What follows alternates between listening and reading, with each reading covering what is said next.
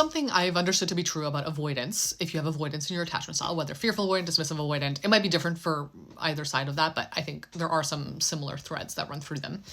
One thing that I have recognized within my own avoidance and avoidance in others, it's easier to use anger as a way to drown out vulnerability.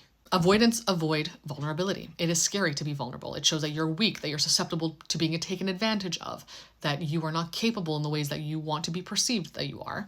And so in moments when you are risking that vulnerability, when you feel a little bit too vulnerable, it's easier to lean into anger as a way to suppress it or to push people away or to pull away from others. It's easier to feel righteous in your anger. When you feel right because you're angry because someone has done something to trigger that vulnerability that now has morphed into anger, it's so much easier to push people away, to pull away. But of course, that's not healthy in the long run. You ruin relationships, you burn bridges, you isolate yourself simply because you fear being vulnerable.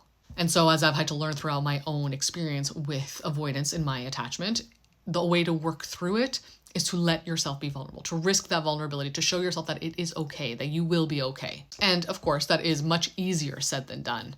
But the more you let yourself sit in it, that you grit your teeth, you become resilient to being vulnerable, you realize that it's actually not as scary as you once thought it was. And then you don't have to always be angry. You don't always have to use anger as a way to justify your behavior or the way you feel about things or people. And it's much more peaceful when you don't always have to use anger as a way to function in your life.